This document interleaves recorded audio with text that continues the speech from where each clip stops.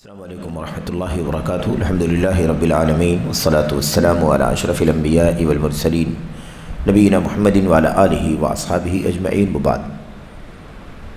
علمی و دعوتی خیانت اور فکر و تحریر پہ اس کے اثرات، اس عنوان سے جو سلسلہ علامہ بکر بن عبداللہ ابو زید رحمۃ اللہ علیہ کا، ان کے رسالے کا التعالم و اثرہ علی الفکر والکتاب کا چل رہا ہے، اس سلسلے میں جو موضوع زیر بحث تھا آج بھی وہی موضوع انشاءاللہ تبارک و تعالی جاری رہے گا۔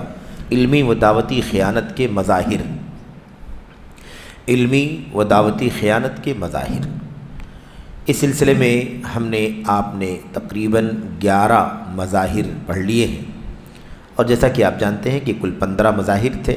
ممکن ہے کہ آج یہ بقیہ مظاہر ہم پڑھ لیں گے، کوشش کرتے ہیں۔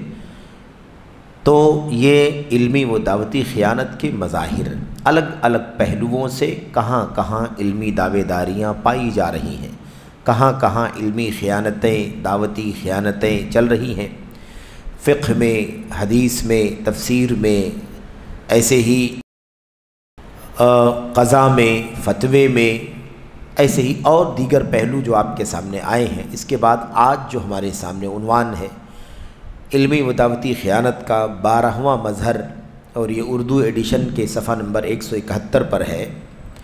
اس میں 12واں عنوان جو مصنف نے قائم کیا ہے علمی و دعوتی خیانت کے مظاہر کا، وہ ہے کتب اور علمی رسائل میں اپنی شخصیت نمایاں کرنا۔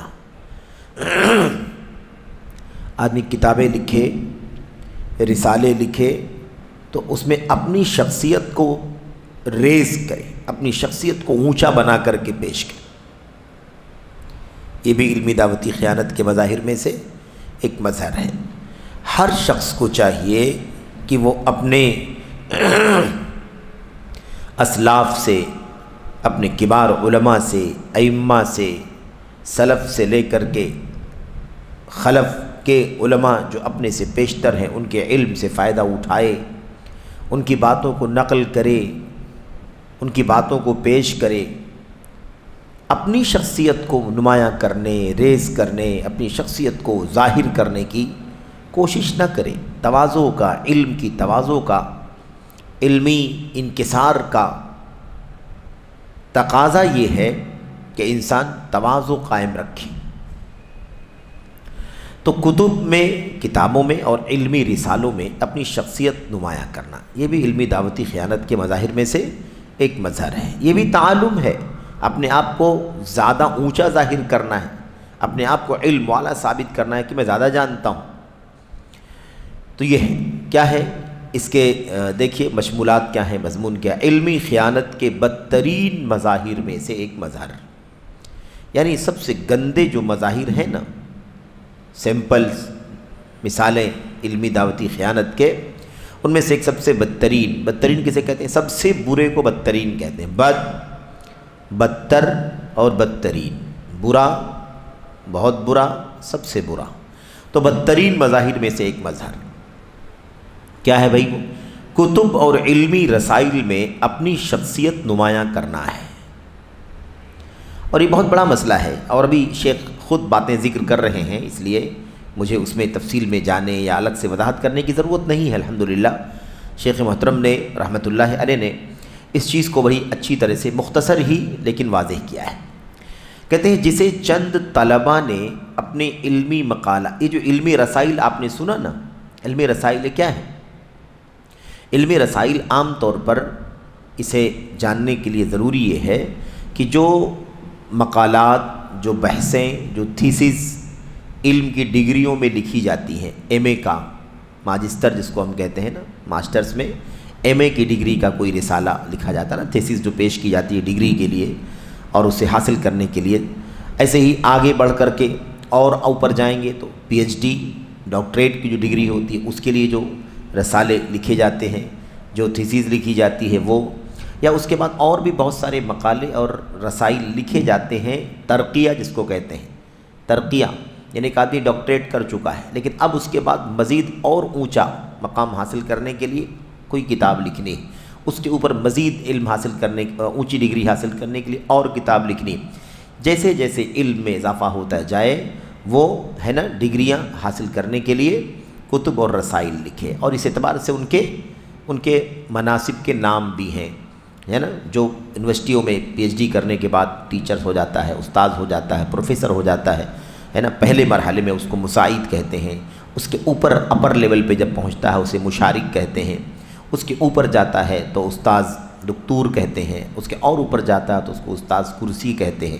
اس طرح سے یہ ڈگریوں کے، تو یہ جو سارے یہ جو مناصب ہیں نا، یہ علم کے بڑھنے کے ساتھ ساتھ رسالے لکھ کر کے، تھیسیس کی لکھ کر کے، کتابیں لکھ کر کے، اسلاف کی کتابیں مخطوطوں کی تحقیق کر کے، ریسرچ کر کے ڈگریاں اوپر ملتی ہیں، اور پھر انسان بہت وسیع علم کا مالک ہو جاتا ہے، جو صحیح معنوں میں اس وقت کا اور اس موقع کا فائدہ اٹھاتا ہے اور صحیح معنوں میں تواضع کے ساتھ علم حاصل کرتا ہے، تو وہ بہت کچھ علم کا خزانہ الحمدللہ اکٹھا کر لیتا ہے. اور ہمارے علماء امت کے اندر الحمدللہ موجود ہیں جو اس حیثیت کے الحمدللہ ہیں، اور ساری دنیا میں اس کا اعتراف بھی ہے. تو یہاں بتا رہے ہیں جسے چند طلباء نے اپنے علمی مقالات کی تیاری میں اپنی نگرانی اور مناقشہ کرنے والے اساتذہ سے حاصل کیا ہے. یعنی یہ بیماری کہاں سے آتی ہے کہ آدمی اپنی کتابوں میں یا اپنے رسالوں میں اپنی شخصیت بلند کرے، اپنی شخصیت نمایاں کرے. کہتے یہ چیز کہاں سے آئی ہے؟ بعض ان علماء کی طرف سے آئی ہے، ان مدرسین کی طرف سے آئی ہے جو اپنے طلباء کو جو تھیسیس وغیرہ لکھتے ہیں ان کو یہ بتاتے ہیں کہ تمہاری اپنی کتاب کے اندر تمہاری اپنی شخصیت نمایاں ہونی چاہیے، تم بھی خود کچھ کرو. ایسا نہیں کہ تم نے ان کا لے لیا، ان کا نقل کر دیا، پھر تمہاری شخصیت ہی نہیں ہے کچھ. تم نوٹ کرو، تم اپنے آپ کو لکھو، اپنی بات واضح کرو، اپنے آپ کو ریز کرو کہ میں نے ایسا کیا. تو کچھ ایسے لوگوں کی طرف سے جو طلباء کو ایسا راستہ دکھاتے ہیں نا، ان کی طرف سے یہ مسئلہ پیش آیا. اور ایسا کیوں کیا انہوں نے؟ ایسا ہوا ہے دو لوگوں کی طرف سے. ایک ہے جو نگرانی کرتے ہیں. نگرانی مطلب ایک آدمی جب تھیسیس لکھتا ہے تو ایک اس کا مشرف ہوتا ہے، نگراں، جس کی سرپرستی میں ہے نا لکھتا ہے وہ کتاب، یہ وہ رسالہ، وہ مقالہ. اور دوسرے جو مناقشہ کرنے والا ہوتا ہے. مناقشہ یعنی اس کے بعد جب وہ لکھ کر کے کتاب ریڈی ہو جاتی ہے، تیار ہو جاتا ہے وہ رسالہ، وہ مقالہ، وہ بحث، تو اس کے بعد ڈگری دینے سے پہلے اس پر مناقش بیٹھتے ہیں. مناقش مطلب جرح کرنے والے، رد و قدح کرنے والے. تم نے اس میں ایسا لکھا، تم نے ایسا کیوں لکھا، تمہیں یہ نہیں کرنا تھا، تم نے اس میں یہ غلط، مطلب جو اس پر جو ریمارکس ظاہر کرنے والے رہتے ہیں تاکہ وہ کتاب اچھی سے اچھی بن جائے، اس میں کچھ کمیاں ہوں تو کمیاں ختم ہو جائیں اور وہ ایک مضبوط علمی کتاب بن جائے. اس کو مناقشہ کرنے والا کہتے ہیں. تو کہتے ہیں کہ مناقشہ کرنے والا بھی یہ سوچتا ہے کہ بھئی وہ رسالہ، وہ کتاب زیادہ اونچی مانی جائے گی جس میں لکھنے والے نے اپنی شخصیت کو نمایاں کیا ہو. اور مشرف جو نگراں ہوتا ہے وہ بھی اسی طرح کی بات پیش کرتا ہے، سمجھاتا ہے کہ تمہاری اپنی شخصیت بھی ہونی چاہیے. تم صرف یہی نہیں کہ ان کی نوٹ کر دو، سلف سے لے کر کے خلف تک علماء کا، ایسا مت کرو، اپنی شخصیت نمایاں کرو. تو ایسے لوگوں سے کی وجہ سے بعض طلباء کے یہاں یہ بیماری آئی ہے کہ وہ اپنی شخصیت کو ریز کرتے ہیں. کہتے ہیں انہوں نے ایسے نگرانی اور مناقشہ کرنے والے اساتذہ سے حاصل کیا ہے. کیا؟ رسالے کی قبولیت کا ذریعہ. وہ جو رسالہ ہے، وہ کتاب ہے، وہ مقبول کیسے بنے گی، مقبول کیسے ہوگی، کامیابی کی علامت، کامیابی کیسے ملے گی، کامیابی کیسے مانی جائے گی، اور درجہ امتیاز، ڈسٹنکشن، سب سے اونچا مقام کیسے ملے گا آپ کے رسالے کو. اس کا راز یہ ہے کہ طالب علم خود ترجیح، اختیار اور قبول و رد کے میدان میں اترے تاکہ اس کی اپنی شخصیت نمایاں ہو. بات سمجھ گئے؟ بتا ہی رہے ہیں کہ یہ بات ان طلباء کو بتلائی جاتی ہے کہ آپ کی کتاب، آپ کا رسالہ تبھی مقبول ہوگا، آپ کی کتاب، آپ کا رسالہ تبھی کامیاب ہوگا، آپ کی کتاب، آپ کا رسالہ تبھی ڈسٹنکشن کو پہنچے گا، امتیاز کا درجہ حاصل کرے گا، جب آپ اپنی شخصیت اس کے اندر ریز کریں گے. میں نے ایسا کیا، میں نے ایسا کیا، میں نے ایسا کیا، میرے نزدیک یہ صحیح ہے، میرے نزدیک یہ غلط، میرے نزدیک. یہ جو میرے نزدیک والا مسئلہ ہے نا، یہ تعلم ہے. آدمی اتنے اونچے علم کے پائے مقام کو پہنچ جائے کہ یہ کہنے کا حق پہنچے پھر تو ٹھیک ہے، لیکن ایک آدمی جو اس حیثیت کا نہ ہو، ادھر ادھر سے ہم نوٹ کر رہے ہیں اور پھر ہم کہتے ہیں کہ میرے نزدیک یہ صحیح ہے.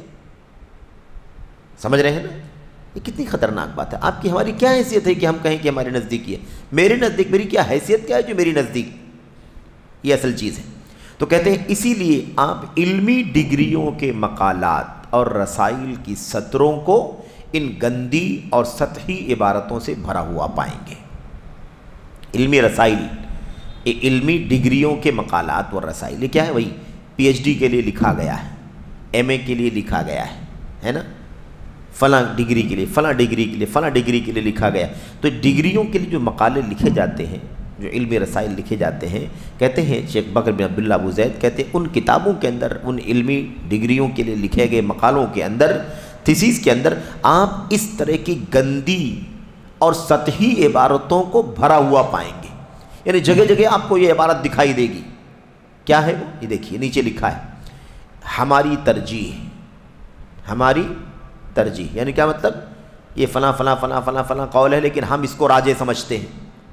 اب وہ ترجیح دینا شروع کرتا ہے، راجح مرجوح. سمجھ رہے ہیں؟ ہماری ترجیح، ہمارا اختیار، یعنی کیا مطلب؟ فلاں کا قول ہے، یہ فلاں کا قول ہے، فلاں کا قول، لیکن میرا قول یہ ہے، میں اس کو چنتا ہوں، میں اس کو سلیکٹ کرتا ہوں، میں ان سب کو سنتا، اس کو سلیکٹ کرتا ہوں، اس کا مطلب بقیہ کو نیچے سمجھتا ہوں. یہ منتخب کردہ قول. ہماری رائے، اپنی رائے ظاہر کرتا. سمجھ رہے؟ اپنی رائے بھئی اپنی رائے دینے والے کا مقام بھی تو کچھ ہونا چاہیے. کیا حیثیت ہے اپنی رائے کی؟ اچھا، ہم اس قول کو رد کرتے ہیں. یہ سب جملے ہیں جو ملیں گے. کہاں ملیں گے؟ علمی رسالوں کی، علمی ڈگریوں کے رسالوں میں، ایم اے کی کتابوں میں، پی ایچ ڈی کے رسالوں میں آپ کو اس طرح کی چیزیں کثرت سے ملے گی. اور علامہ بکر بن عبداللہ ابو زید کیا کہتے ہیں؟ اس طرح کی گندی اور سطحی عبارتیں، یعنی گری ہوئی عبارتیں. تو ہماری ترجیح، ہمارا اختیار، ہماری رائے، ہم اس قول کو رد کرتے ہیں. لکھتے لکھتے کیا لکھے گا؟ ہم فلاں قول کو رد کرتے ہیں. یعنی کسی کا قول ہے، علامہ ابن تیمیہ کا قول ہے، علامہ ابن قیم کا قول ہے، حافظ ابن کثیر کا قول ہے، حافظ ذہبی کا قول ہے، ابن حجر کا قول ہے. یہ جو پہاڑوں جیسے علماء ہیں، پہاڑ، جبال، ان کے بارے میں کیا ان کا قول نوٹ کرے گا اور کیا کہے گا؟ ہم اس کو رد کرتے ہیں. سبحان اللہ. یہ سب کیا ہے؟ یہ سب تعالم ہے، یہ سب علمی دعوے داریاں ہیں.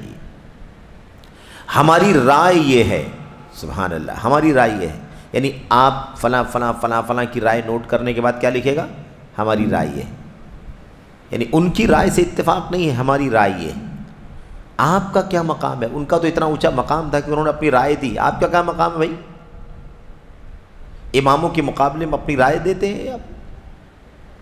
ایسے ہم اس رائے کی تائید نہیں کرتے. کیا لکھتے ہیں؟ ہم اس رائے کی تائید نہیں کرتے. ایسے کیا لکھیں گے؟ یہ حدیث صحیح ہے، وہ حدیث ضعیف ہے.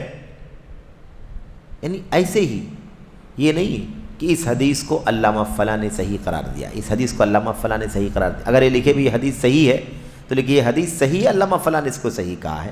یہ حدیث ضعیف ہے، علامہ فلاں نے اس کو ضعیف قرار دیا، تو ٹھیک ہے. لیکن آدمی کہ یہ حدیث صحیح ہے، حدیث یعنی خود صحیح ہے ضعیف ہے کا فیصلہ.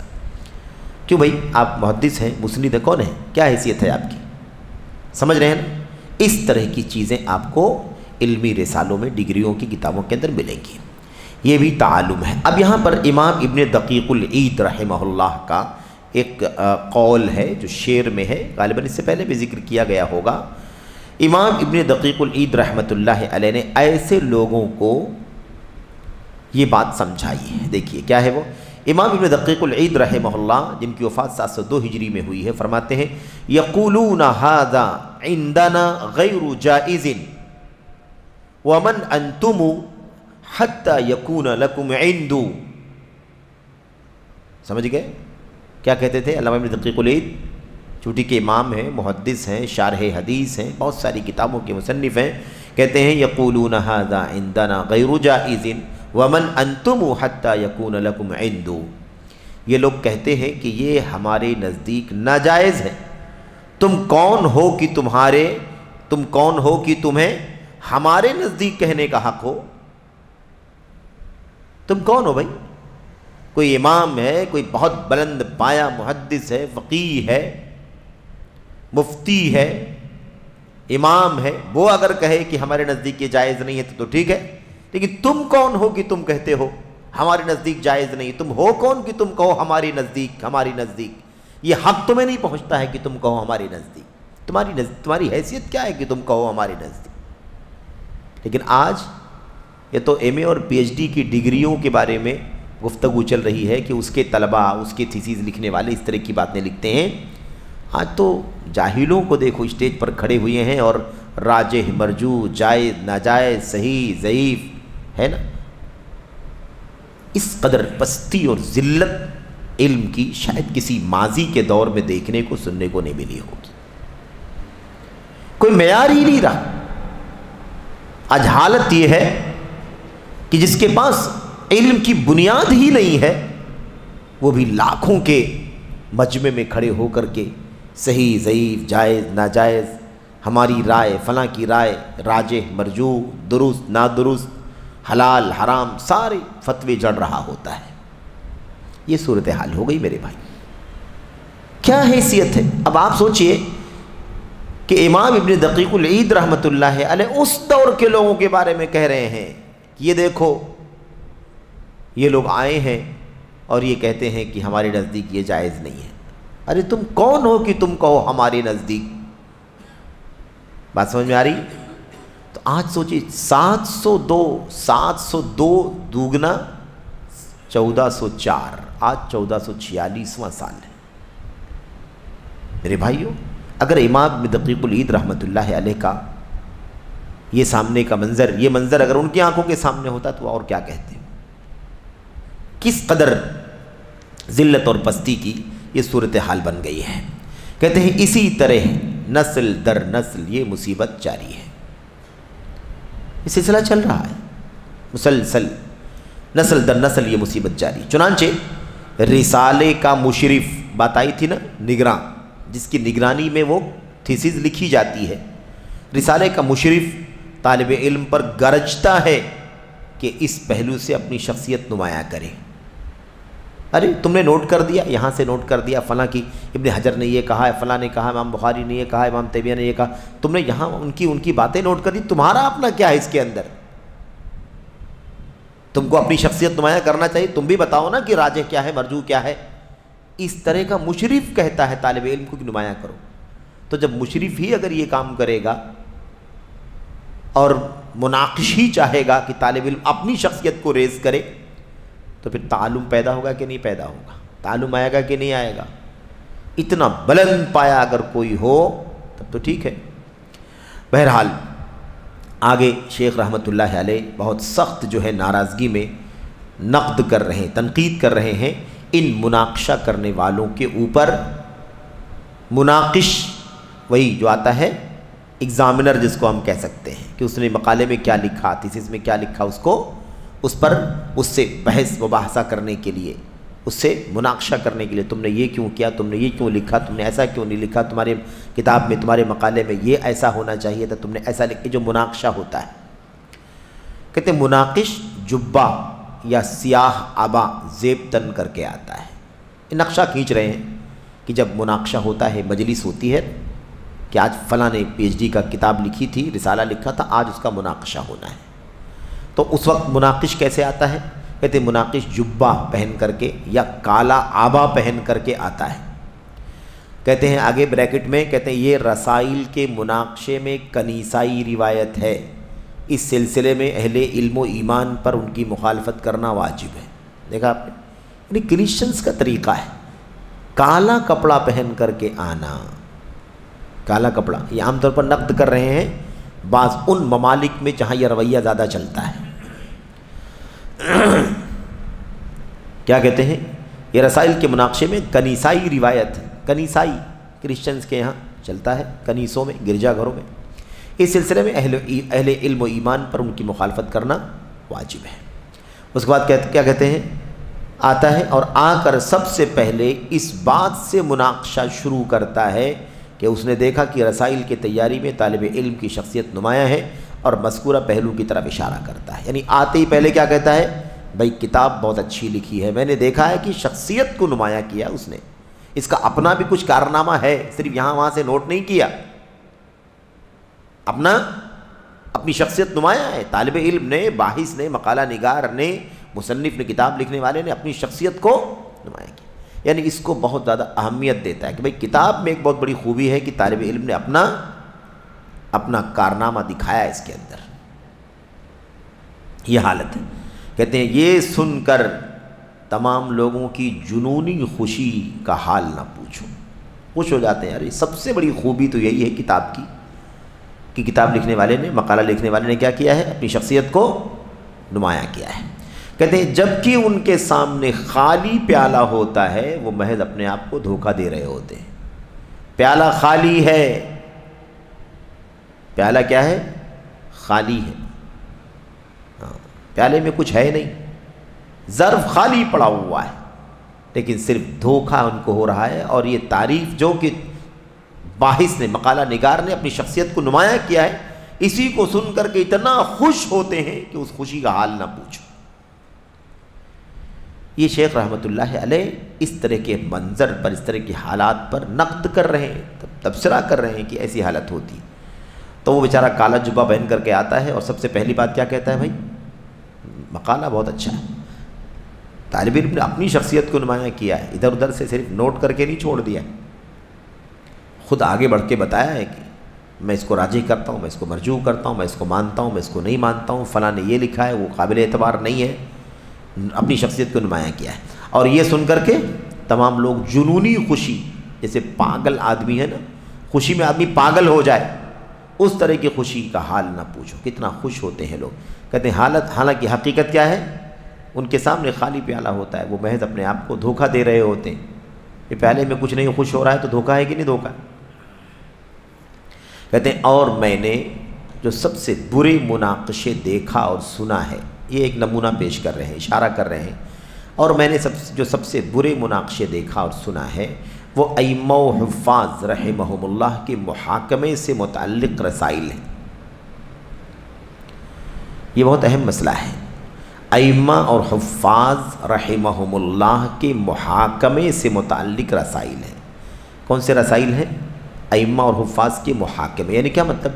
بڑے بڑے ائمہ، امام ابن حجر مثال کے طور پر، امام ذہبی، امام ابن کثیر، امام احمد بن حنبل، یحییٰ بن معین، امام بخاری وغیرہ مثال کے طور پر بڑے بڑے ائمہ اور حفاظ، ایسے لوگوں کا محاکمہ انہوں نے اپنی کتاب میں مجہول لکھا ہے، تو ان کا مجہول لکھنا فلاں فلاں راویوں کے بارے میں کہاں تک صحیح ہے، کہاں تک صحیح نہیں ہے، یعنی ان کا اگزام لینا، ان کا محاکمہ، ان کو کٹ گھرے میں لا کر کے کھڑا کرنا، ان کو عدالت میں لا کر کے کھڑا کرنا کہ ان اماموں نے ایسا ایسا لکھا ہے، کہاں تک صحیح لکھا ہے، کہاں تک غلط لکھا ہے۔ کہتے ہیں شیخ کہ اس سے برے رسائل، سب سے برے مناقشے جو میں نے دیکھا ہے، سنا ہے، وہ ائمہ اور حفاظ رحم اللہ کے محاکمے سے متعلق رسائل ہیں، یعنی ان کے اس طرح کے ٹاپک جس میں بڑے بڑے ائمہ کا محاکمہ ہو،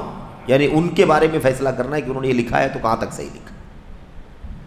سب سے برے مناقشے اس کے ہیں، جیسے حافظ ابن حجر رحمہ اللہ کا اپنی کتاب تقریب التہذیب میں راویوں پر حکم لگانا، مثلا انہوں نے کسی کے بارے میں مجہول کہا ہو۔ اب امام ابن حجر رحمۃ اللہ علیہ جیسا امام دنیا میں کہاں ہے بھائی؟ کوئی ہے ابن حجر رحمۃ اللہ علیہ جیسا؟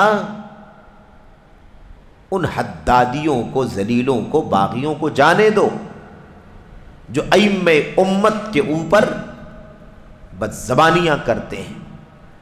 ہم لوگوں نے جدید مناہج کی حقیقت میں پڑھا ہے، حدادیوں کا، قعدیوں کا وہ طبقہ، وہ فرقہ جن کا کام ہے امت کے ائمہ اور علماء پر بدزبانی کرنا، کسی کو کافر قرار دینا، کسی کو بدعتی قرار دینا، کسی کو فاسق قرار دینا، کسی کو کہنا کہ یہ معتزلی ہے، کسی کو کہنا یہ رافضی ہے، کسی کو کہنا یہ شیعی ہے، کسی کو کہنا یہ فلاں ہے، اس طرح کی باتیں کر کے ان ائمہ کی شان گھٹانے کی کوشش کرنا۔ یہ کس کا کام ہے؟ حدادیوں کا۔ ایک فرقہ مصر کے ایک صاحب حدادی ہیں، انہوں نے نکالا یہ بدعت نکالی اور اس کے بعد یہ سلسلہ چلتا رہا۔ آج بھی یہاں بمبئی میں بعض ہے نا ناہنجار نادان جاہل قسم کے نوعمر بچے گھوم رہے ہیں جن کو ابجد کا پتہ نہیں ہے دین کا، دین کی ABCD کا بھی علم نہیں ہے، اور ان کا کام ہے ابن تیمیہ رحمۃ اللہ علیہ نے یہاں پر بدعت کا کیا ہے، خطیب بغدادی نے یہاں پر بدعت کیا ہے، ابن قیم نے فلاں بدعت کیا ہے، یہاں انہوں نے یہ غلط لکھا ہے، وہاں فلاں نے یہ غلط لکھا ہے۔ تو ائمہ امت کو بدعتی اور فاسق اور اس طرح کے طعنے دینے کا کام، خطیب بغدادی ہوں، امام عبد الرحمن سیوطی ہوں، یا مثال کے طور پر امام بیہقی ہوں، ہے نا، امام احمد بن حنبل ہوں، امام ابن حجر ہوں، امام ابن تیمیہ ہوں، امام ابن قیم رحمۃ اللہ وغیرہ۔ اور جب ان چوٹی کے اماموں کے بارے میں یہ زبان کھول سکتے ہیں تو آج کل کے علماء کی کیا قیمت ہے؟ ان کے نزدیک علامہ البانی کی کیا قیمت، ان کے نزدیک علامہ ابن باز رحمۃ اللہ علیہ کی کیا قیمت، ان کے نزدیک ابن عثیمین کی کیا قیمت، ان کے نزدیک شیخ صالح فوزان کی کیا قیمت وغیرہ، کیا قیمت ہے؟ علامہ ڈاکٹر وسیع اللہ عباس مدنی بستوی حافظہ اللہ کی کیا قیمت بھائی؟ کسی کے بارے میں زبان کھولنا تو بالکل بائیں ہاتھ کا کھیل ہے ان کے لیے، جب یہ ان پہاڑوں کے بارے میں بدزبانیاں کر سکتے ہیں۔ امام نووی، اللہ اکبر، 40-45 سال پہ وہ کارنامہ، زیادہ لمبی عمر نہیں ملی ہے ابن تیمیہ، امام نووی رحمۃ اللہ مشکل سے غالباً 45-46 سال کی عمر ملی ہے ان کو، لیکن کتابیں دیکھو، کتابیں 26 جلدوں میں مہذب کی شرح لکھی ہے، لیکن ان کے بارے میں بدزبانی کرنا۔ تو بہرحال خلاصہ کلام یہ ہے کہ کہتے ہیں، یہ الگ موضوع ہے، شاید ہم نے کبھی بات بھی کی ہے یا کبھی کی جائے گی انشاءاللہ تبارک تعالیٰ، یا کہیں بات ہوئی ایسا یاد پڑتا ہے اس سلسلے میں۔ یہاں پر کہتے ہیں یہ سب سے برے مناقشے جو میں نے دیکھا ہے وہ اماموں، ائمہ کے بارے میں یہ مناقشے، حفاظ کسے کہتے ہیں؟ حفاظ، جو شریعت کے حفاظ۔ محدث کا درجہ تو جانتے ہیں نا، محدث سے اونچا درجہ ہے کس کا؟ حافظ الحدیث کا۔ بعض علماء نے یہاں تک کہا کہ اس کے اوپر ایک درجہ ہے حاکم الحدیث کا۔ امام حاکم جو ہے نا، ابو عبد الرحمن الحاکم، میرے بھائیو، ابو عبداللہ الحاکم، امام حاکم جو مستدرک کے مصنف ہیں۔ بہرحال تو خلاصہ کلام یہ ہے کہ اب بڑے بڑے ائمہ اور حفاظ رحمۃ اللہ علیہم کے متعلق رسائل، ایسے رسائل جو لکھے جاتے ہیں نا، ان کا اگزام لینے کے لیے ان کو لا کر کے عدالت پہ کھڑا کر کے انہوں نے کہاں تک صحیح لکھا، کہاں تک غلط لکھا، سب سے برے مناقشے میں نے وہ دیکھا ہے۔ اب مثال کے طور پر امام ابن حجر نے اگر اپنی کتاب تقریب التہذیب میں مجہول کسی راوی کے بارے میں لکھا ہے تو کہاں تک مجہول لکھا ہے، صحیح لکھا ہے، نہیں صحیح لکھا ہے نا، اس کا اگزام لینا اور اس کا فیصلہ کرنا اور اس کے بعد ججمنٹ کرنا، یہ ساری چیزیں، یہ بدترین قسم کے رسائل ہیں اور مناقشے ہیں جو میں نے سنا اور دیکھا ہے۔ کہتے ہیں اور ان چیزوں کا کسی غالی، یہ دیکھیے نیچے، تعصب کی بنیاد پر ہی ایسا ہوتا ہے، تعصب کی بنیاد پر کہتے ہیں، اور ان چیزوں کا کسی غالی متعصب حنفی کے مشورے کے بغیر وقوع پذیر ہونا ممکن نہیں ہے۔ سمجھ رہے ہیں؟ یعنی کوئی متعصب حنفی ہو، یعنی مطلب مقصود صرف حنفی نہیں ہے، کوئی بھی ہو، لیکن احناف کا تذکرہ یہاں پر اس لیے آ گیا کیونکہ اس طرح کی چیزیں ان کے یہاں سے نکلی ہیں، اس طرح کی چیزیں ان کے یہاں پائی گئی ہیں کہ وہ اگر ان کے امام کے خلاف کسی نے کچھ لکھ دیا تو وہ پھر وہ آگ بگولا ہو جاتے ہیں، ہمارے امام کے خلاف ایسا کیوں لکھا، ہمارے امام کے خلاف ایسا کیوں لکھا۔ از امام ابن حجر رحمۃ اللہ علیہ نے امام ابو حنیفہ رحمۃ اللہ علیہ، نعمان بن ثابت رحمۃ اللہ علیہ کی شخصیت پر جب سیرت میں لکھا، اس میں تقریب التہذیب جس کا ذکر آپ کے سامنے آیا ہے، یہ رجال کی، اسماء الرجال کی سب سے مختصر اور سب سے جامع کتاب ہے دنیا کی، ایک جلد میں وہ الکمال، پھر تہذیب الکمال، پھر اس کا اختصار تہذیب التہذیب، اور پھر اس کا اختصار تقریب التہذیب، ایک دو لفظوں میں راوی پر حکم کا خلاصہ، راوی کی کیا حیثیت ہے، ثقہ ہے، نہیں ثقہ ہے، ضعیف ہے، صدوق ہے، مجہول ہے، کیا ہے معلوم، ایک دو لفظوں میں، ہے نا، بِأَخْلَصِ عِبَارَةٍ وَأَلْخَصِ إِشَارَةٍ، جیسا کہ مجھے یاد پڑتا ہے، کیا لکھا تھا ابن حجر رحمۃ اللہ علیہ نے اس کتاب میں تقریب التہذیب میں جو راویوں کے بارے میں، زندگی کے بارے میں جو خلاصہ لکھوں گا، اس کے بارے میں کیسے لکھوں گا، انہوں نے کہا تھا اخلص عبارت و الخص اشارہ، بالکل مختصر عبارت میں اور ایک دم چنے ہوئے اشارے میں لکھ دوں گا کہ راوی کیسا ہے۔ اب امام ابو حنیفہ رحمۃ اللہ علیہ کے بارے میں جب لکھنے لگے تو ان کی پوری زندگی کا خلاصہ لکھا ایک لفظ میں، فقیہ مشہور۔ کیا لکھا؟ فقیہ مشہور، مشہور فقیہ ہے، مشہور فقیہ ہے لکھا مثال کے طور پر۔ اب یہ بہت سارے احناف کو ہضم نہیں ہوا، ایسے کیسے صرف اتنا لکھ دیا مشہور فقیہ ہے؟ ان کا مقام اتنا اونچا ہے، ان کا مقام اتنا اونچا ہے، ان کا مقام اتنا اونچا ہے، ان کی شان اتنی اونچی ہے، اسے عام لفظ لکھ کے کیوں چھوڑ دیا فقیہ مشہور؟ تو اب اسی پس منظر میں کیا کہتے ہیں اور ان چیزوں کا کسی غالی متعصب حنفی کے مشورے کے بغیر وقوع پذیر ہونا ممکن نہیں ہے۔ امام ابن حجر رحمۃ اللہ علیہ کے بارے میں عدالت قائم کر دینا اور انہوں نے کیا لکھا، صحیح لکھا غلط لکھا، یہ کون کرے گا؟ کہتے کسی کوئی متعصب حنفی ہوگا تو اسی کے مشورے سے ایسا کام کہتے ہیں، کیونکہ مجہول وغیرہ کے درجے میں ہونے والے بہت سارے راویان پر مجہول وغیرہ کے درجے میں ہونے والے بہت سارے راویان پر حافظ ابن حجر رحمہ اللہ کے احکام 300 ہجری پہلے مجہول راویان کو ثقہ قرار دینے کی بابت اہل رائے کے مسلک و موقف پر نہیں ہوتے۔ 300 سال تک، پہلی، دوسری، تیسری صدی ہجری، ان 3 ادوار میں کسی کو مجہول کرنے کہنے کا جو معاملہ ہوتا تھا، جو احناف کے یہاں اہل رائے کے مسلک کے مطابق جو 300 سالوں تک کسی کو مجہول کہنے کا نظام تھا، ابن حجر رحمۃ اللہ علیہ کی اپنی کتاب کے اندر اس مجہول کہنے کا وہ معاملہ نہیں ہے۔ ابن حجر رحمۃ اللہ علیہ کب کے ہیں؟ 9ویں صدی ہجری کے عالم ہے، 852 میں وفات پائے، 852 میں وفات پائے۔ تو ابن حجر رحمۃ اللہ علیہ نے اگر کسی کو مجہول لکھا ہے تو وہ مجہول کس معنی میں ہے وہ الگ ہے، اور 300 ہجری تک جو کسی کو مجہول کہا جاتا رہا وہ معاملہ الگ ہے۔ بات سمجھ میں آ گئی؟ تو دونوں کو کیوں اس طرح سے ابن حجر رحمۃ اللہ علیہ کو کٹگھرے میں کھڑا کرتے ہو کہ ابن حجر رحمۃ اللہ علیہ نے مجہول کسی کے بارے میں کہا ہے تو کہاں تک صحیح کہا، کہاں تک صحیح نہیں کہا ہے؟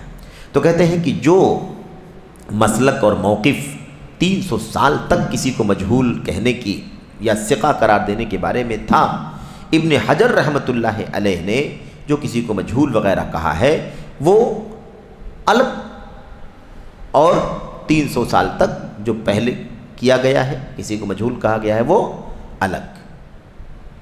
کہتے ہیں حالانکہ طلبہ اس میں واقع ہو جاتے ہیں، تو جو موقف احناف کا رہا ہے، احناف کا یعنی اہل رائے کا رہا ہے، وہ موقف ابن حجر رحمۃ اللہ علیہ کا نہیں رہا۔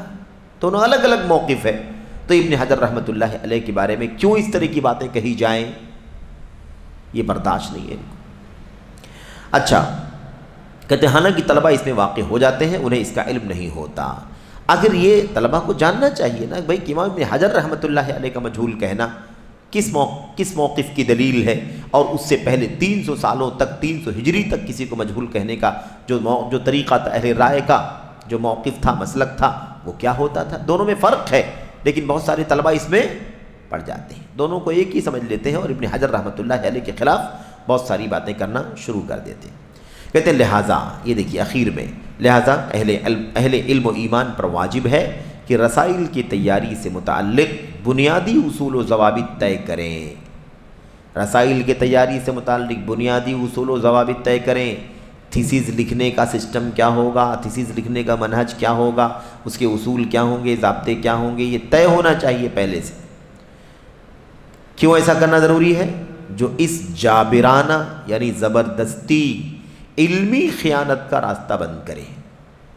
یہ تو بالکل جابرانہ ہے کہ آج کل کا طالب علم وہ کس پر مسلط ہو جاتا ہے؟ بڑے بڑے اماموں پر مسلط ہو جاتا ہے نا۔ جابرانہ علمی خیانت کا راستہ بند کرے اور اس کی روک تھام کر کے تعصب کے پوشیدہ مقاصد کا سد باب کرے۔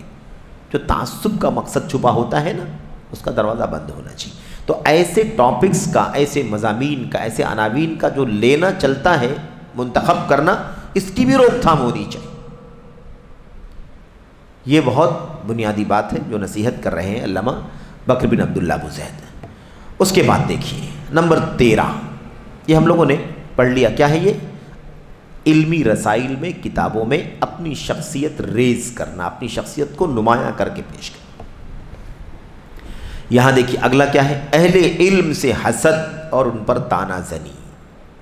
اہل علم سے حسد اور ان پر طعنہ زنی، یہ کتنی خطرناک بات ہے۔ یہی تعالم ہے نا، جو حاصل نہیں ہے اس سے اوپر اپنے آپ کو سمجھنا، یہاں تک کہ علماء سے حسد اور ان پر طعنہ کسنا۔ علم جتنا گہرا ہوتا ہے اتنا ہی علماء کا مقام اس کے دل میں بڑھتا ہے۔ علم جتنا کمزور ہوتا ہے، ہلکا ہوتا ہے، پھسپھسا ہوتا ہے، اتنا ہی اس کے یہاں انانیت ہوتی ہے، کبر ہوتا ہے، اہل علم سے حسد اور جلن ہوتی ہے۔ تو پتہ چلا نا کہ متعالم جو ہے وہ اہل علم سے حسد کرے گا، اہل علم کسی متعالم سے حسد نہیں کریں گے۔ کوئی اعلیٰ کسی ادنا سے حسد کیوں کرے گا؟ کیا ملے گا اس سے حسد کر کے؟ حسد کس سے کرتے ہیں؟ نیچے والا اوپر والے سے حسد کرتا ہے۔ اندھیرے کو روشنی سے حسد ہوتا ہے کہ نہیں؟ اندھیرے کو روشنی سے حسد، اس کو برداشت نہیں کہ یہ روشنی ہے، میں اندھیرا ہوں۔ تو جہالت کو علم سے حسد ہو سکتا ہے، لیکن علم کبھی جہالت سے حسد نہیں کر سکتا۔ تو اہل علم سے حسد اور ان پر طعنہ زنی علمی خیانت کی ایک شکل۔ دیکھیے کیا کہا شیخ رحمۃ اللہ علیہ نے، علمی خیانت کی ایک شکل حسد سے لبریز فصاحت ظاہر کرنے والے، غیبت و طعنہ زنی کرنے والے کا طریقہ ہے۔ علمی خیانت کی ایک شکل حسد سے لبریز، یعنی حسد سے بھرا ہوا، حسد سے بھرا ہوا، فصاحت ظاہر کرنے والا، فصاحت ہے نہیں لیکن فصاحت ظاہر کرتا ہے۔ جیسے تعالم ہے ایسے ہی تصافح ہے نا، تفاصح کیا کہتے ہیں اس کو؟ فصاحت نہیں ہے، فصیح نہیں ہے، فصاحت نہیں اس کے پاس، لیکن کیا ظاہر کر رہا ہے؟ فصیح ہوں، زبان بہت اعلیٰ ہے، لب و لہجہ بہت معیاری ہے۔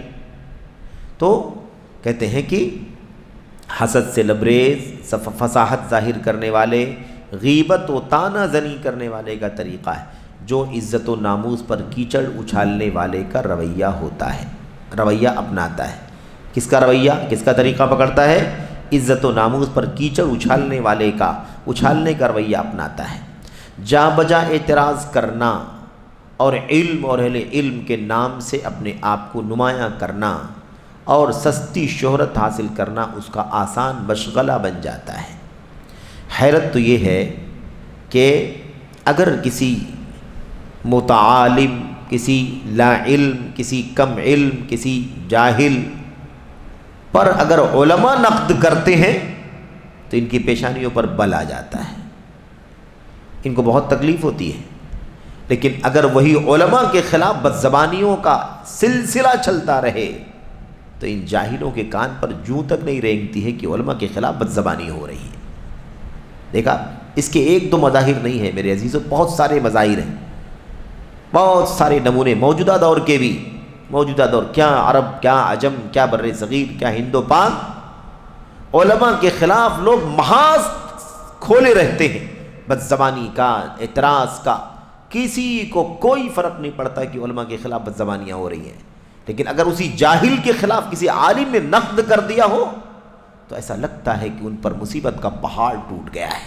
ارے ہمارے فلاں کے خلاف کیوں ایسا بول دیا گیا، ہمارے فلاں کے خلاف، وہ تو اتنے فیمس ہیں، وہ تو اتنے کارنامے والے ہیں، وہ تو اتنا زیادہ مشہور ہیں، معروف ہیں، انہوں نے یہ کیا، انہوں نے یہ کیا، ان کے خلاف۔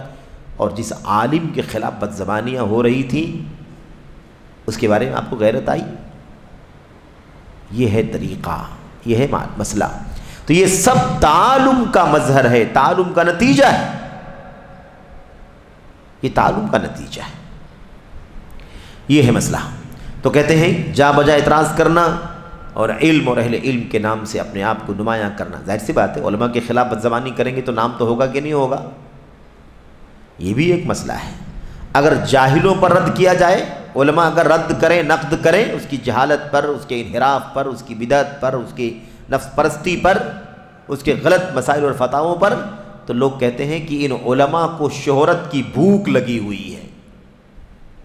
اچھا، اور یہ جاہل، یہ متعالم اگر علماء پر نقد کرے تو میرے بھائی، یعنی گویا کہ اگر علماء اگر جہلاء پر نقد کریں تو یہ اعتراض کیا جاتا ہے کہ ان کو شہرت چاہیے، اس لیے ان پر ہمارے نقد کر رہے ہیں۔ اور یہ جاہل جو علماء پر نقد کرتے ہیں، اس سے کم مشہور ہوتے ہیں وہ، اس سے تو بہت زیادہ شہرت ملتی ہے کہ بھائی ایک جاہل نے اتنے بڑے عالم پر زبان کھول دیا، لیکن سورج پر تھوکنے والے کا تھوک اسی پر لوٹ کر کے آتا ہے۔ عوامی مسل سب جانتے ہیں نا۔ یہ چیز کیا کہا، سستی شہرت حاصل کرنا اس کا آسان مشغلہ بن جاتا ہے۔ کتاب کا مطالعہ کرنے والا سینکڑوں صفحات پر مشتمل تصنیف کو اچھی طرح پڑھتا ہے۔ کتاب کا مطالعہ کرنے والا سینکڑوں صفحات پر مشتمل تصنیف کو، کتاب کو اچھی طرح پڑھتا ہے، مگر اسے ہر جملے میں عہد ماضی و حاضر میں حاملین سنت اور علماء کبار پر بم برسانے والے اور دل کے بغض و کینے کی بھڑاس نکالنے کے سوا کچھ دکھائی نہیں دیتا۔ کیا ہے؟ صرف بھڑاس نکالنا، اہل علم کے خلاف کینہ، حسد، دل میں نفرت، یہ ان کا طریقہ ہے۔ متعالمین کا ایک طریقہ یہ بھی ہے، یہ تعلم کے مظاہر میں سے ایک مظہر ہے۔ میرے بھائیوں، انا للہ و انا الیہ راجعون، اس رویے سے بہت سارے مسلمان مبتلائے آزمائش رہے ہیں۔ یہ رویہ بہت سارے لوگوں کے ہاں پایا جاتا ہے، اور مسلمان اس آزمائش میں پڑے ہوئے ہیں۔ کیا کریں؟ دیکھ رہے ہیں ہر طرف ایسا چل رہا ہے، ایسا ہو رہا ہے۔ تو آج یہ چیز تو کئی گنا زیادہ دنیا کے اندر عام ہے، کئی گنا زیادہ۔ ایک جاہل کو اگر اس کی جہالت پر نقد کر دیا جائے تو وہ بھی دفاع میں آ جاتا ہے، اس کے چاہنے والے، اس کے دیوانے، اس کے بھکت لوگ جو ہوتے ہیں وہ سب کے سب کیا ہو جاتے ہیں؟ سب کے سب بالکل چوکنا ہو جاتے ہیں، اور سب کے سب ہے نا رد اور نقد کی بوچھار کرنا شروع کر دیتے ہیں، ہمارے خلاف ایسا، ہمارے فلاں کے خلاف ایسا، ہمارے فلاں کے خلاف ایسا کیوں کر دیا گیا۔ لیکن علماء اپنی ذات کے لیے رد نہیں کرتے، نقد نہیں کرتے۔ آپ علماء کو گالی دیں، کوئی بات نہیں، آپ کی مرضی ہے، تو آپ کا ظرف ہے کہ آپ علماء کو برا بھلا کہیں، لیکن علماء کس پر نقد کرتے ہیں؟ جب وہ دین اور عقیدے کے اندر کوئی انحراف دنیا کے اندر عام کرتے ہیں تو یہ علماء کی دینی اور علمی ذمہ داری بن جاتی ہے۔ اسی لیے اپنی ذات کا دفاع کرنے کے لیے کسی عالم کو زیادہ فکر کرنا یہ بھی قابل عیب ہے۔ اپنی ذات کا ڈیفینس کرنے کی ضرورت نہیں ہے، الا یہ کہ واقعی اس دفاع اور اس ڈیفینس کے نتیجے میں جو خیر ہے وہ باقی رہے گا، اور اس دفاع اور ڈیفینس سے اپنے کو دور کرنے کے نتیجے میں دین کو اور علم کو نقصان پہنچے گا۔ تو اس حکمت اور اس مصلحت کی بنیاد پر وہ کام کیا جا سکتا ہے۔ لیکن مجرد صرف اور صرف اپنی ذات کا ڈیفینس کہ میرے بارے میں ایسا بول دیا، مجھے ایسا کہہ دیا، بس اپنی ذات کے دفاع کرنے کے لیے، یہ اہل علم کا طریقہ نہیں رہا۔ خود نبی کریم صلی اللہ علیہ وسلم کی سیرت کے اندر موجود ہے، ما کان ینتقم لنفسہ قط، اللہ کے نبی صلی اللہ علیہ وسلم اپنی ذات کے لیے کبھی کسی کا بدلہ، کسی سے بدلہ، انتقام نہیں لیا کرتے تھے۔ اللہ کی الا ان تنتہک حرمۃ من حرمات اللہ فینتقم للہ تعالی منہ، ہاں اگر اللہ تعالیٰ کی محرمات میں سے کسی چیز کو پامال کیا جاتا ہو، کوئی عقیدہ، کوئی منہج، کوئی سنت، کوئی اللہ کا دین اگر پامال کیا جاتا ہو تو اس کے لیے اللہ تبارک و تعالیٰ کی رضا کے لیے اس کا انتقام لیا کرتے تھے۔ یہ اللہ کے نبی صلی اللہ علیہ وسلم کا طریقہ تھا۔ بہرحال کہتے ہیں شیخ اخیر میں آپ کو اس کی مثال براءۃ اہل السنہ من الوقیعۃ فی علماء الامہ، یہ کتاب ہے علامہ بکر بن عبداللہ ابو زید رحمۃ اللہ علیہ کی کتاب کا نام کیا ہے؟ براءۃ اہل السنہ من الوقیعۃ فی علماء الامہ، علماء امت کی غیبت سے اہل علم کی بیزاری، علماء امت کی غیبت سے اہل علم کی، اہل سنت کی بیزاری۔ اس رسالے میں، اس نام کے رسالے میں آپ کو ملے گی اس کی مثال، جس سے میں نے علیحدہ حوالہ قلم کیا، یعنی الگ سے کتاب میں نے لکھی ہے جس کا عنوان ہے براءۃ اہل السنہ فی علماء فی الوقیعۃ من علماء الامہ، من الوقیعۃ فی علماء الامہ۔ یہ کتاب مشہور کتاب ہے، مختصر رسالہ ہے، بہت جامع ہے، بہت پیاری کتاب ہے بکر بن عبداللہ ابو زید رحمۃ اللہ علیہ کی۔ تو یہ ہے اس کا خلاصہ، 13واں مظہر تعالم کے مظاہر میں سے، علمی دعویداری، علمی خیانت کے مظاہر میں سے ایک 13واں مظہر یہ ہے۔ 14واں مظہر ہمارے سامنے ہے۔ اس 14ویں مظہر میں دیکھیے یہ سب کتنی باریکیاں ہیں، کتنی اہم چیزیں ہیں، اور کیسے آپ کو اس بات کا پتہ چلے گا کہ کس کس طرح کے مظاہر پائے جاتے ہیں۔ اچھا وہ کیا ہے 14واں؟ حقیقت سے زیادہ علم دانی کا اظہار۔ ہاں، جتنا علم ہے اتنا نہیں، اس سے زیادہ، جتنا علم ہے اس سے زیادہ علم ظاہر کرنا، ڈینگ مارنا۔ ڈینگ کسے کہتے ہیں؟ آدمی کے پاس ہو کم لیکن بڑھا بڑھا کے بولے زیادہ، میں تو یہ کر سکتا ہوں، میں تو یہ کر سکتا ہوں، یہ تو میرے بائیں ہاتھ کا کھیل ہے، میں تو ہے نا ایسا ہوں، میں تو ایسا وغیرہ۔ تو کہتے ہیں حقیقت سے زیادہ علم دانی، علم رکھنے کا، علم والا ہونے کا اظہار کرنا۔ علمی خیانت کا ایک مظہر بڑھا چڑھا کر بات کرنا ہے۔ علمی خیانت کا ایک مظہر کیا ہے؟ بڑھا چڑھا کر بات کرنا ہے، یا آدمی کے اس چیز سے آسودگی، یا آدمی کے اس چیز سے آسودگی ظاہر کرنے کے قبیل سے ہے جو اسے نہ دی گئی ہو۔ ایک آدمی یہ ظاہر کرے کہ میں تو پورے طور پر اس سے آسودہ ہوں، حالانکہ وہ چیز ہے نہیں اس کے پاس۔ التشبع بما لم یعطا، حدیث کے اندر آیا ہوا، اللہ کے نبی نے کیا فرمایا؟ المتشبع بما لم یعطا کلابس ثوب زور۔ جو شخص یہ ظاہر کرے کہ میرے پاس ہے، میں آسودہ ہوں، مجھے ضرورت نہیں ہے، حالانکہ اس کے پاس ہے نہیں، تو ایسے شخص کو اللہ کے نبی نے کیا فرمایا؟ کلابس ثوب زور، وہ جھوٹ کے 2 کپڑے پہننے والا ہے۔ ایک تو وہ چیز ہے بھی نہیں، اور دوسرے وہ جھوٹ بول رہا ہے۔ ایک آدمی کو بھوک بھی لگی ہوئی ہو، اور وہ یہ کہے کہ مجھے کھانے کی ضرورت نہیں ہے، میں تو آسودہ ہوں، تو کلابس ثوب زور، جھوٹ کے 2 کپڑے پہننے والوں کی طرح ہے وہ آدمی جو ایسی چیز سے اپنے آپ کو آسودہ ظاہر کرے جو اس کے پاس ہے ہی نہیں۔ تو اب آدمی کے پاس علم ہے نہیں اور ظاہر کرتا ہے کہ میں بہت زیادہ جانتا ہوں، تو یہ ہے التشبع بما لم یعطا کلابس ثوب زور۔ تو بڑھا چڑھا کر بات کرنا یہ آدمی کے اس چیز سے آسودگی ظاہر کرنے کے قبیل سے ہے جو اسے نہ دی گئی ہو، اور ایسی چیزوں سے آسودگی ظاہر کرنے والا جو اسے نہ دی گئی ہو اس شخص کی طرح ہے جس نے جھوٹ کے 2 کپڑے زیبتن کر لیے ہوں۔ اللہ کے نبی کی حدیث کی طرف اشارہ، جو حدیث آپ کے سامنے ہے نا پیش کی گئی۔ تو 2 کپڑے، جھوٹ کے 2 کپڑے زیب کرنے والوں کی طرح ہے۔ کہتے ہیں بڑھانا چڑھانا، یعنی کیا مطلب؟ جتنا ہے اس سے زیادہ، جتنا ہے حقیقت میں اس سے زیادہ بڑھا چڑھا کر کے پیش کرنا، ایک ایسی آفت ہے جو جھوٹ گڑھنے کا پیش خیمہ ہے، جھوٹ گڑھنے کا سبب ہے۔ پیش خیمہ مطلب سبب ہے، کیا مطلب؟ ایک ایسی آفت ہے جھوٹ گڑھنے کا سبب ہے۔ ظاہر سی بات ہے کہ ایک آدمی کی ہے نا کیا کرے؟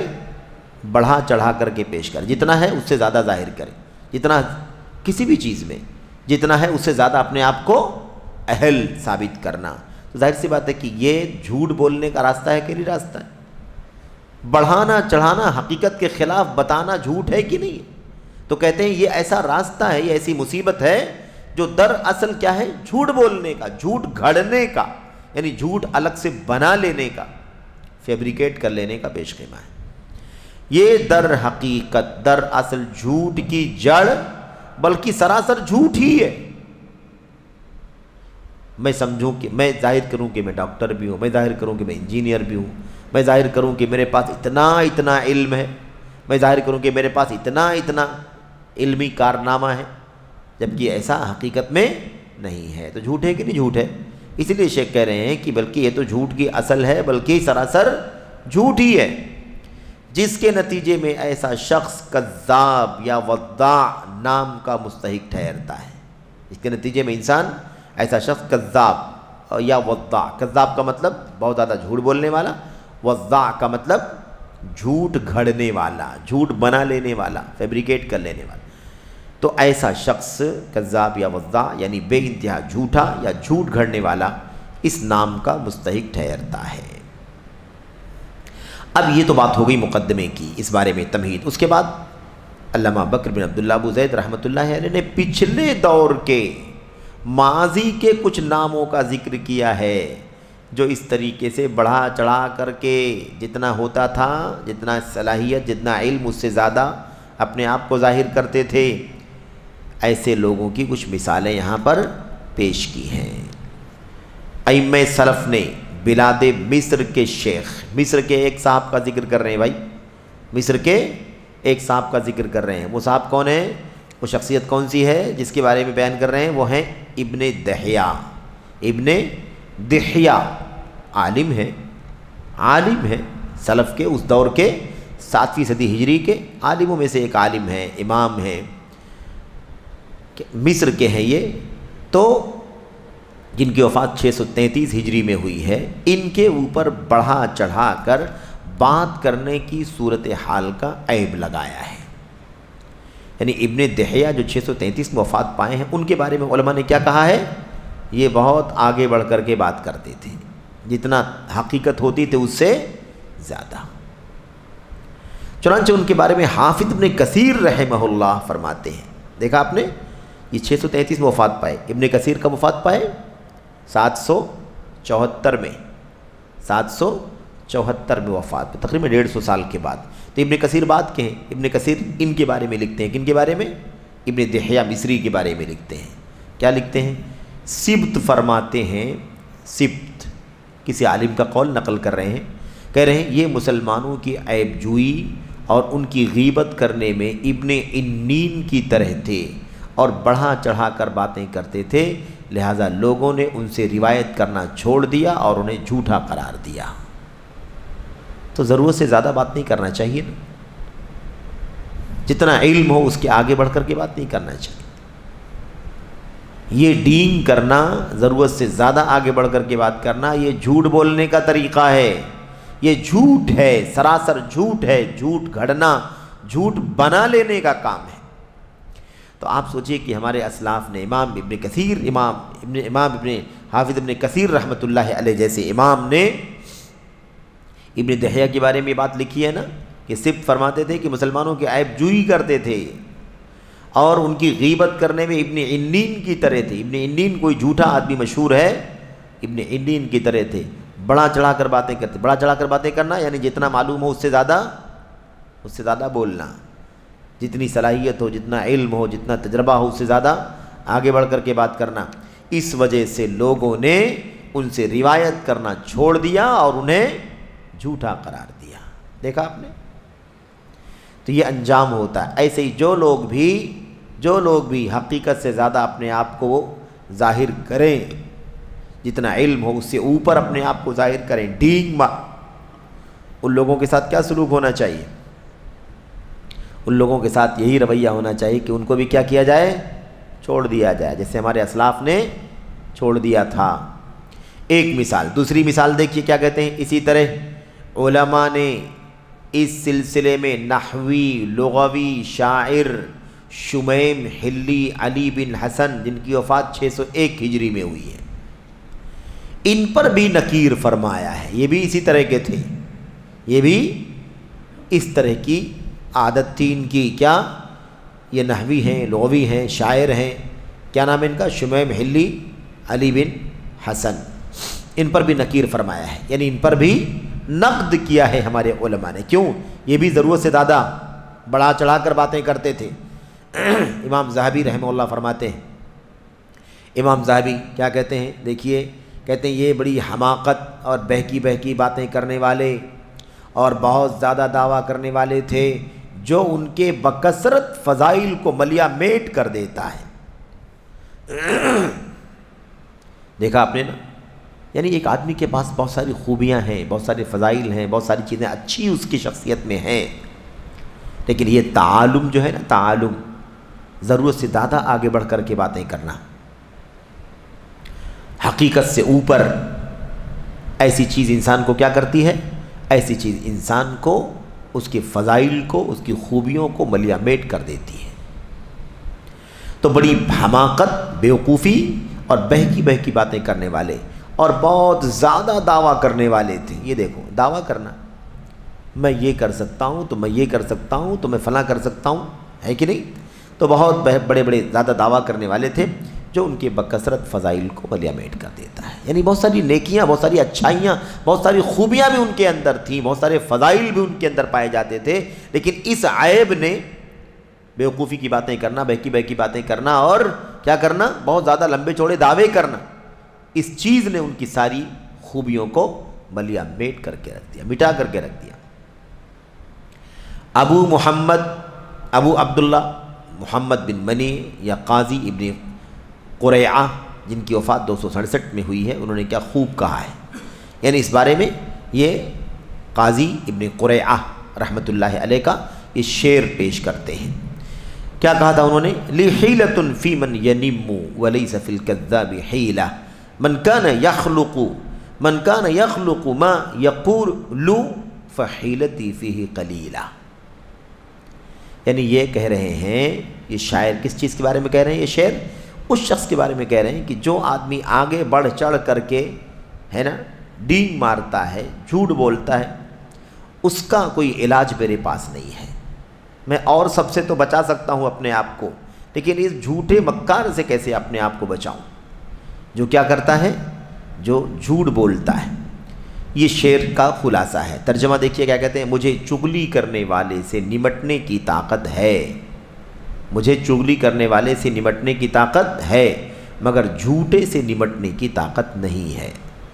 جو ساری باتیں گھڑ لیتا ہو، مجھے اس کے مقابلے کی طاقت کم ہے۔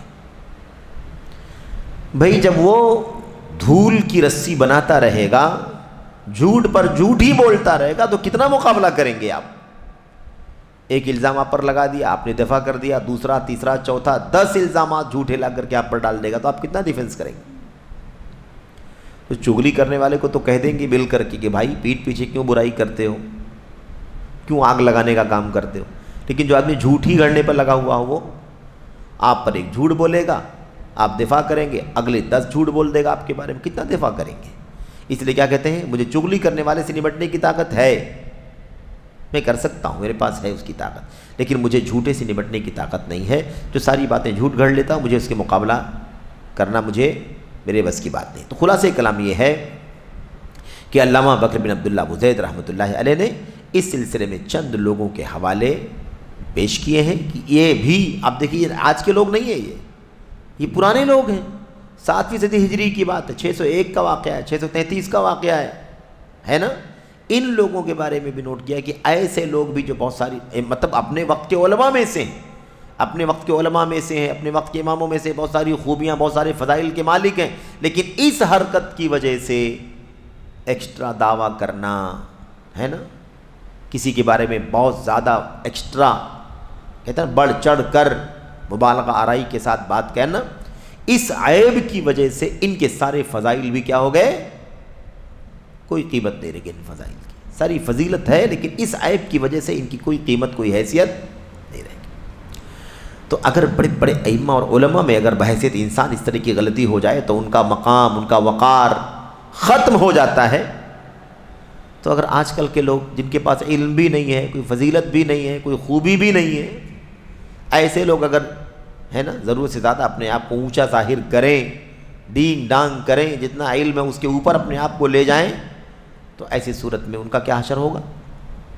اس سے بدترین حشر ہوگا۔ تو بہرحال یہ علمی و دعوتی خیانت کے مظاہر سے متعلق 3 پہلو تھے جو آپ کے سامنے آئے۔ انشاءاللہ تبارک و تعالیٰ اگلا جو 15واں اور آخری مظہر ہے، انشاءاللہ تبارک و تعالیٰ اسے ہم اگلے سیشن میں پڑھیں گے۔ اللہ سے دعا کرتے ہیں کہ اللہ تبارک و تعالیٰ ہمیں تعالم، علمی دعویداری، علمی خیانت اور دعوتی خیانت اور تصنیفی خیانت اور ان تمام خیانتوں سے، تعالم اور کے مظاہر سے اللہ عز و جل ہم سب کو بچنے کی، عبرت حاصل کرنے کی اور اس سے بچنے کی توفیق عطا فرمائے، اور اللہ عز و جل ہمیں سلجھا ہوا، متواضع اور نیک خو طالب علم بن کر کے رہنے کی توفیق عطا فرمائے۔